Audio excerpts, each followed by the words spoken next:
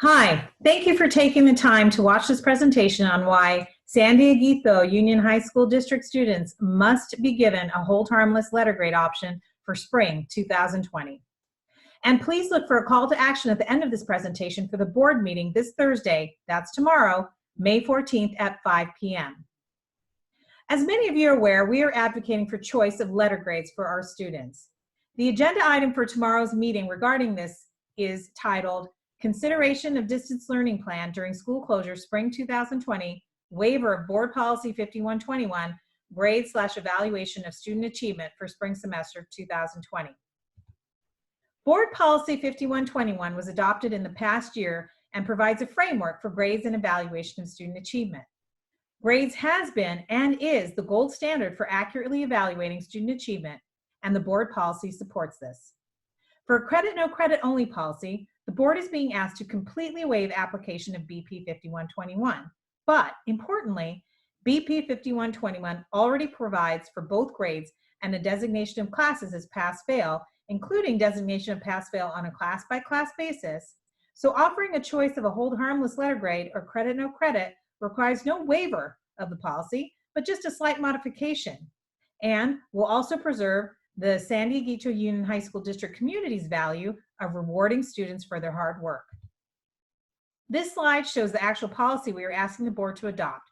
It provides for a choice between letter grades or credit, no credit for the spring semester, and further provides that students choosing letter grades will have a grade no lower than their grade as of school closure or third quarter, but have the opportunity to improve the grade during distance learning. This policy would be in alignment with the hold harmless and preserve progress guidelines promulgated by the California Department of Education. On March 30th, we were told by the district that it was too early to adopt pass-fail grading policy since there were too many unknowns to accurately predict any negative consequences from such a policy. But apparently, between March 30th and April 3rd, some key information that has yet to be disclosed to the public was discovered that provided accurate prediction of the impact of a credit, no credit only policy, and the policy was pushed out on April 3rd.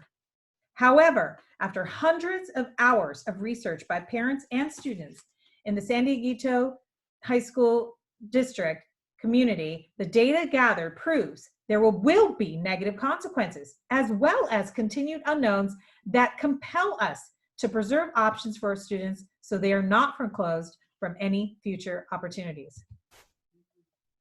The one-size-fits-all credit, no credit policy is not in alignment with the guidelines put out by the California State Superintendent of Public Instruction, Tony Thurmond, which states that students should be held harmless during distance learning, and also the districts must preserve the progress of a student made prior to school closures.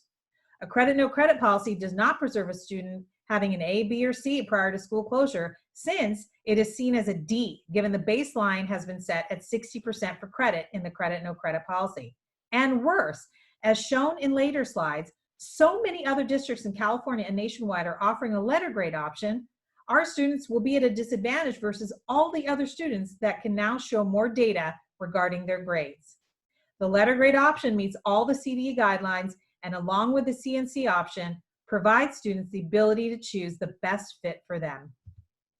One of the most unfortunate aspects of this issue is the inequitable application of the credit, no credit only policy to the schools within the district. The Academy High School, CC, and SDA were allowed to keep their grades as of school closure and improve them during distance learning through April 3rd and actually receive grades for their transcripts.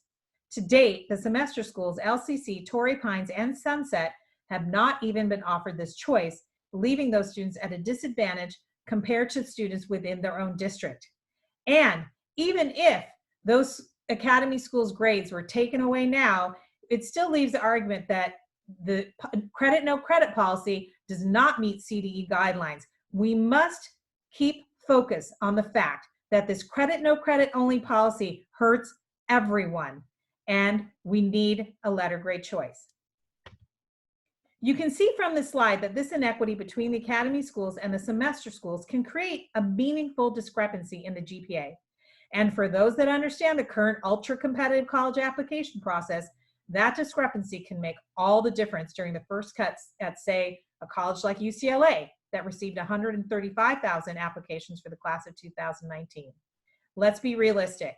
We would be fooling ourselves to think that the most competitive universities would use a holistic approach on all 135,000 applications and not instead use a bright line objective measure to get to a smaller, more manageable number to review holistically. Our next slides speak to policies in other districts. Palo Alto has been cited as a model district for San Dieguito, but you can see from the factors on this slide, it is not comparable for a grading policy during this crisis in terms of the grades served and types of high schools. We should be compared to our local schools. As you can see from the next few slides, 14 of the 20 largest school districts have adopted a letter in California have adopted a letter grade option, including many with students in very challenging socioeconomic circumstances and thereby challenging home environments during distance learning. 15 of the 19 San Diego County districts have done the same. Based on one survey of 102 of the 1,037 districts in California, 68% of the 102 schools had adopted a letter grade option, representing 1.8 million students. If you extrapolate that to all the districts, you start to understand that our districts will now be competing with a significant disadvantage against a vast majority of high school students in California. Clearly, these other California districts do not appear to be following Palo Alto's lead as their superintendent anticipated. And the last slide shows the trend nationwide among high-performing districts is to adopt a letter grade option, thus providing even more competition for our San Dieguito students. As noted in an earlier slide, the college selection process is ultra competitive. Districts offering a credit, no credit only policy have relied on guidance from colleges that students will not be penalized for such grading. However, after much research and direct contact through emails and phone calls with colleges, the data proves that many colleges will still use all grades available to calculate GPA, and that GPA is still used for decisions on merit scholarships as well. Further, some colleges have not given clear assurances regarding credit, no credit grading. Based on the foregoing, it's simply illogical to say there is no harm to your competitive advantage if you are denied the opportunity to improve your GPA because your grades have been thrown into a non-descriptive, inaccurate credit category. Worse, the loss of this term's grades could rob students of even applying to UCs that require a 3.0 GPA and CSUs that require 2.5 GPA. And as you can see from the next slides, actual GPA calculations show that spring 2020 grades can make all the difference. In this example, GPA changed from 2.909 to 3.233, providing the opportunity to apply to a UC. And in this next example, the GPA changed from 2.409 to 2.607, providing the opportunity to apply to a CSU.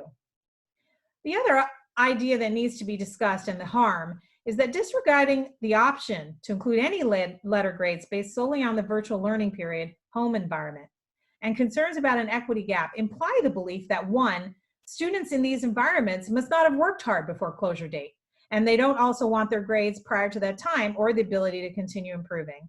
Or two, that in lower socioeconomic households, only money equals effort, intelligence, perseverance, or grit. And three, that good grades are exclusive to those not living in socioeconomically or otherwise challenged households or who are not learning challenged students. These are erroneous views that do not represent these communities. And we have to ask ourselves, how can these high schools and the administration still make the assertion that no one is going to be penalized or disadvantaged by a credit, no credit? All of this data shows that by not being able to include a GPA when other students are allowed to, you will be penalized. All the colleges or none of the colleges have said they will not be including grades in their GPA calculations. It does have impact. Students are penalized. How can this credit, no credit only policy possibly be deemed a hold harmless approach to grading? After all the research, we took a step back and tried to understand what harm there could be in offering a choice. Teachers are still recording grades like they did before the school closure, so there's no extra work to show grades. Grades accurately recognize work and can help a student's GPA. Choice was always given to students under Board Policy 5121 and Administrative Regulation 5121. This is not a novel concept under district policies. The answer then is there is no meaningful harm that could possibly outweigh the negative impacts discussed above, including the possible complete barring of a college hopeful student from even applying to college, or the harm imposed by making our students less competitive, thereby limiting any future opportunities that they thought they would have by including the semester's grades. And as a side, it could also hurt our district's number 5 rank as students get into the colleges they did not think they would get into, or the colleges that they hope to get into are being denied to them because they can't be as competitive. In addition to preserving options due to unknowns, there are many more reasons why we need flexibility in our grading policy.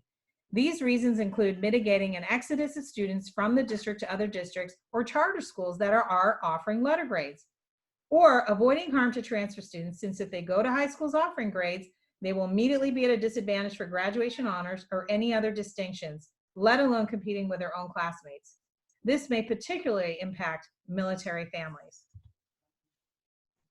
And as you can see by the petition, this is what the community wants. You can also see from this slide that the mental impact of the credit, no credit only policy is real. The district cited stress and anxiety during distance learning as an important main reason for not providing a letter grades option. But this shows a lack of understanding for the many students that work hard for and value their grades. These students are actually at more risk for increased anxiety and depression from the lack of control this policy imposes by not letting them choose to show an accurate measure of their earned grades and feeling like their future aspirations are going up in smoke. Notably, San Dieguito Union High School District has one of the highest rates of mental health 5150 holds that provide for protecting a person if there is danger, is there a probable cause for danger to themselves or others. We have to mitigate this risk.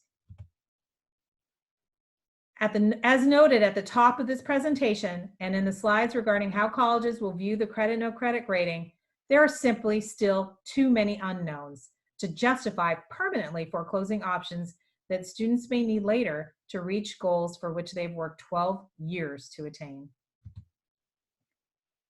We also have to consider the dangerous precedent that the argument that no one can learn during distance learning can set. Medical experts are saying a vaccine for COVID-19 may not be developed and distributed widely until mid-next year or later.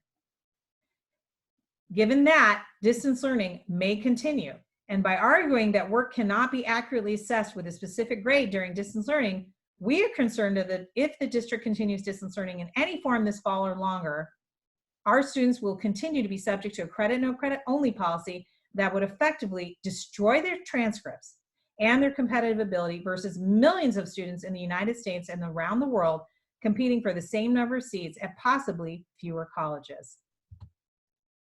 The impact of a continued CNC policy can be seen on the slide showing the holistic application review by colleges. And you can see what a 2019 student would have for their resume versus a current sophomore, where because of social distancing measures, they might not have as much access to do community service or clubs and sports. They may not have access to SAT, ACT scores if the College Board isn't able to administer them. So given all these factors, GPA becomes an even more important factor in the holistic application. We need to act now to save our students' futures. America was founded on the freedom of choice. We need to help our students win back the choice to show the grades they have earned based on tremendous work ethic. We need your help.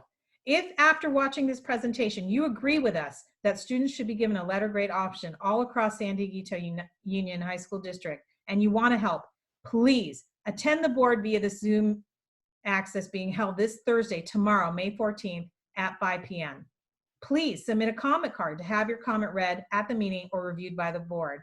Instructions on how to submit a comment card can be found at the link below.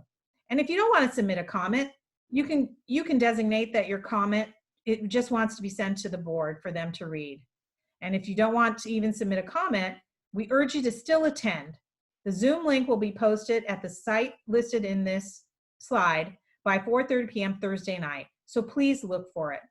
You can also send an email to 6o'haras@gmail.com, and we can send you the Zoom link and a reminder before the meeting starts. Showing strong community support is the best way we can be heard and protect our children's rights. Please show up for this meeting. Please let your voice be heard.